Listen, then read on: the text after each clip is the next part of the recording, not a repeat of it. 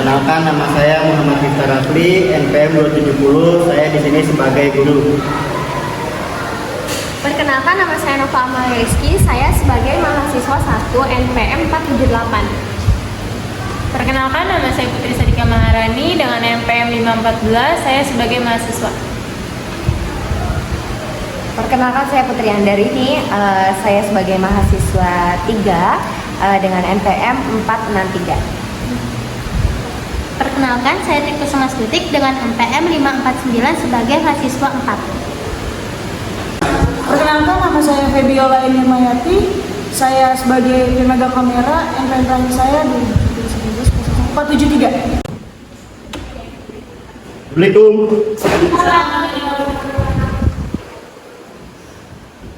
Makan semua hari ini. Baik, sebelum kita mulai pelajaran di hari ini, ada baiknya kita berdoa dulu. Silakan Putri pimpin doa. Selamat malam kepada teman-teman semua. Sebelum memulai pembelajaran pada malam hari ini, maka baiknya kita berdoa menurut agama dan kepercayaan masing-masing. Doa dimulai.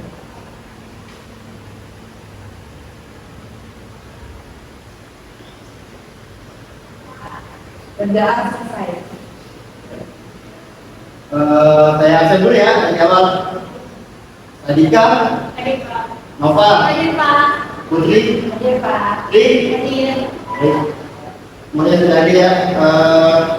Melanjutkan dari tema yang kemarin sudah saya sampaikan. Hari ini saya akan membacakan atau menyampaikan tema yang sekarang lagi booming, yaitu tema pelecehan seksual.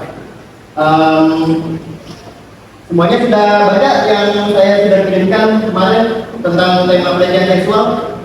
Baik, hari ini saya akan menyampaikan tema yang sudah saya kirimkan kemarin, yaitu tentang isu pelecehan seksual yang lagi booming di Indonesia. Setelah itu, apa semuanya udah nonton videonya, sudah selesai? Di sini kalian saya minta untuk mengulang kembali tentang bahayanya pelecehan seksual, dampak terhadap korbannya, terus nantinya seperti apa. Nah, kalian coba cari di dalam video tersebut, kalian cari dampaknya kejahatan seksual tersebut, terus kalian cari jenis-jenisnya, kalian cari gangguan-gangguan apa yang dialami oleh korban. Semuanya kalian cari di situ, buat jadi 2 kelompok. Setelah itu kalian buat tanya jawab sama-sama kelompoknya ya.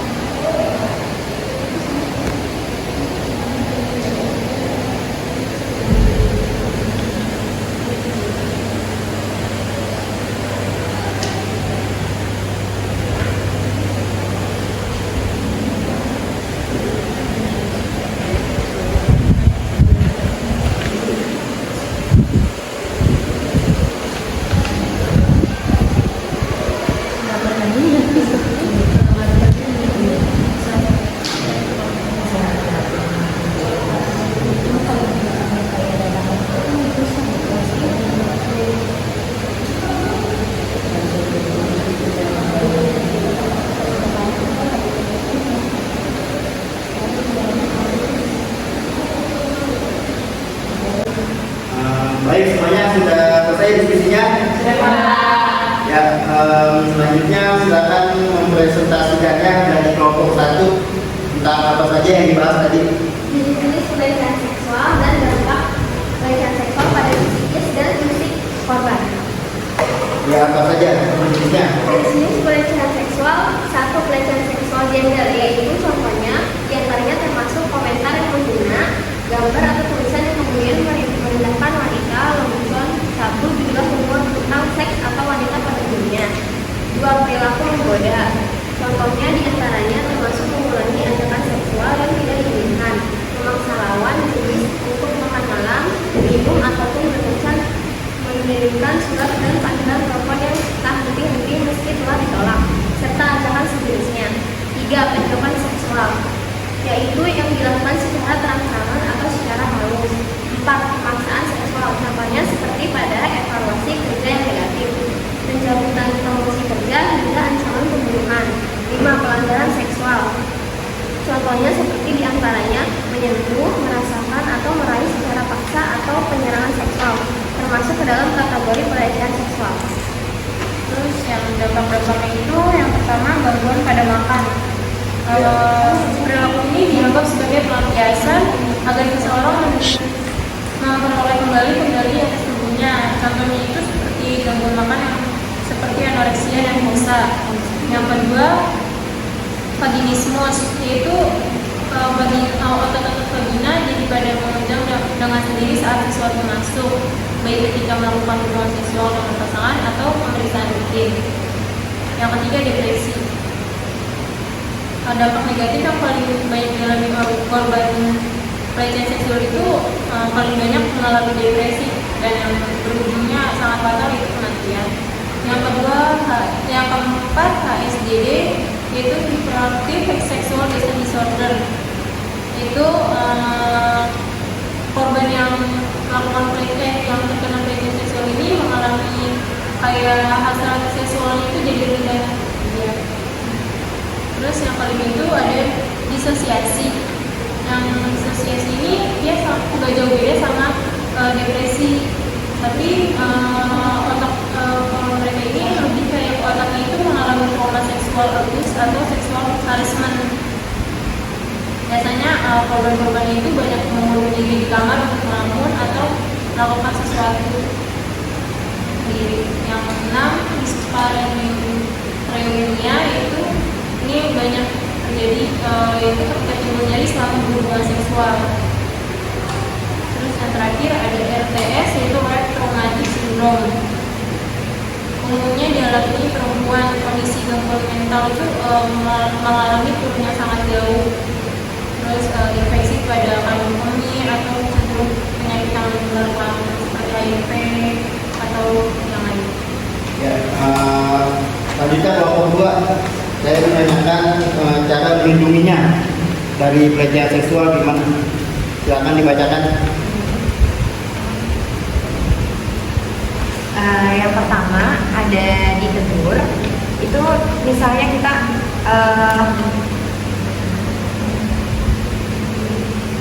bisa mengatakan hentikan. Lalu kita bisa meninggalkan orang tersebut sendiri. Yang kedua, bisa juga kita dengan cara dialihkan, yaitu intinya ciptakan gangguan untuk aksi pelecehan itu. Lalu yang ketiga, langsung dilaporkan saja. Jadi mungkin bisa melalui, misalnya kita langsung melaporkan jika melihat pelecehan seksual, kita bisa langsung lari mungkin, atau jika melihat ada orang di sekitar kita bisa teriak aja gitu loh Pak. Lalu yang keempat, ditenangkan, yaitu bila sudah mengalami pelecehan, kita bisa memberi dukungan dengan menanyakan kondisinya setelah kejadian, lalu dapat dengan menawarkan bantuan yang sekiranya bisa diberikan. Jangan memperparah keadaan dengan menanyakan hal yang tidak perlu. Ya, itu sudah. Ini Pak, mohon ada yang kelima, itu bisa juga kita merekam. Jadi misalnya kita sudah keburu melihat ada orang yang sedang mengalami pelecehan, kita bisa rekam langsung pelecehan tersebut. Baik. Tadi sudah dari kelompok 1 sudah menjelaskan tentang jenis-jenis dan dampaknya dari pelecehan seksual yang ada jenis yang saya lihat di sini ada pelecehan gender, perilaku menggoda, penyuapan seksual, pemaksaan seksual, sampai dan pelanggaran seksual, hingga sampai dampak-dampaknya. Setelah itu kelompok 2 menjelaskan tentang cara melindungi. Saya mau minta untuk kelompok 2 praktekkan dan jelaskan gimana caranya kita terkena pelecehan seksual ketika ada di keramaian. Silakan maju ke depan untuk kelompok 2. Untuk kelompok 2 tadi kita menjelaskan tentang cara menghindari daripada pelaku kejahatan seksual. Sekarang saya mau melihat contoh dan praktek cara menghindari daripada kejahatan seksual. Silakan. Baik, Bapak dan rekan-rekan sekalian, di sini kami akan mempraktekkan cara melindungi diri dengan cara rekam, tatap, dan foto. Silakan.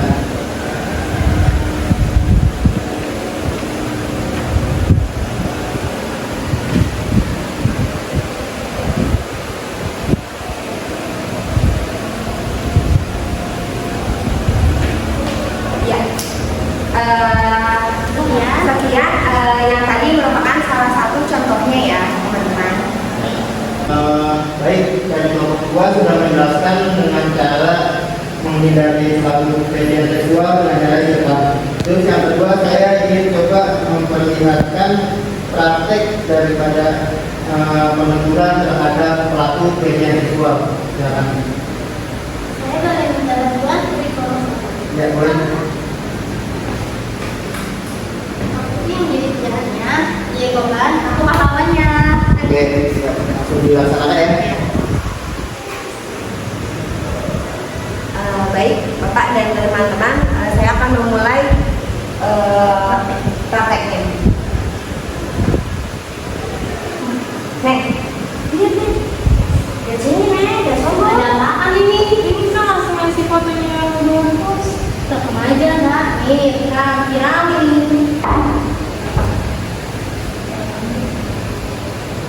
Terima kasih untuk presentasinya dari kelompok 1 dan kelompok 2 yang sudah menjelaskan tentang isu daripada pelecehan seksual. Yang saya tarik pada kesimpulan pelecehan seksual ialah terhadap korban kasus pelecehan seksual dan bagaimana perkembangan pasca trauma daripada korban yang terkena pelecehan seksual. Sudah bagus dari kelompok 2 yang sudah mempraktekkan, kelompok 1 yang sudah menjelaskan jenis dan dampak-dampaknya. Cukup sekian dan terima kasih tema pembelajaran hari ini dari saya. Bila ada kata-kata yang salah, mohon dimaafkan. Wassalamualaikum warahmatullahi wabarakatuh.